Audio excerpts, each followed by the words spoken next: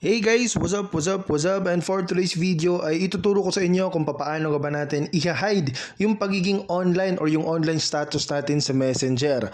Pero bago natin simulan yan, kung bago ka pa lang sa channel natin at gusto mo ng mga ganitong klaseng content, please don't forget to hit the like, subscribe at ang notification bell.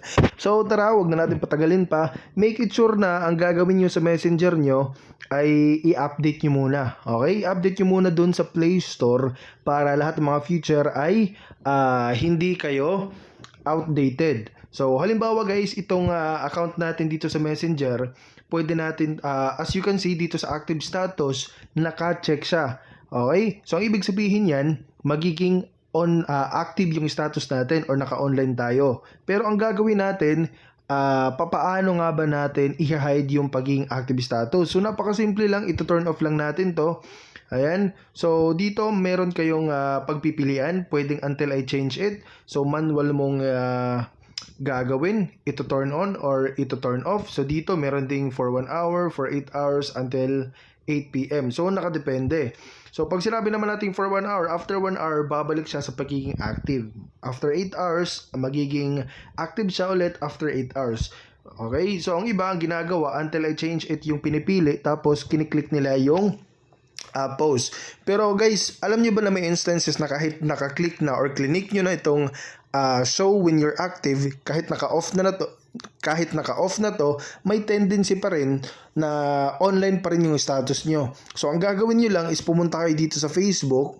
Okay, puntahan nyo lang yung profile nyo din. So as you can see, ito yung ito yung page natin, pero same lang naman to kahit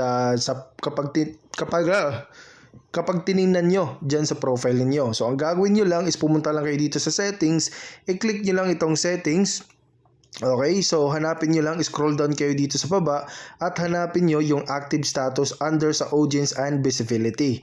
So dito makikita nyo rin active status. So as you can see, kahit na turn off nyo na yung nasa Messenger, naka-turn on pa rin itong nasa Facebook nyo. So ang tendency niyan, yung mga tao or yung mga Facebook friends nyo na gumagamit ng laptop, kahit yung Messenger naka-turn off na yung active status, active pa rin kapag yung kaibigan mo ang laptop or computer yung ginagamit. So para hindi nila makita both, no? So ang gagawin mo ay yung Messenger at Facebook ay ito-turn off mo rin. So i-manual mo rin i-turn off ito. So ganyan, turn off active status. You won't be able to see when your friends and connections are active, recently active, or in a chat with you. So pag tinurn off mo, lahat mapa-Facebook, mapa-computer, mapa-laptop, mapa-cellphone, hindi ka nila makikita or hindi ka nila mapapansin na ikaw ay online. So ganun lamang kasimple guys kung paano nga ba i-turn off or i-hide yung active status natin sa Messenger tsaka sa Facebook.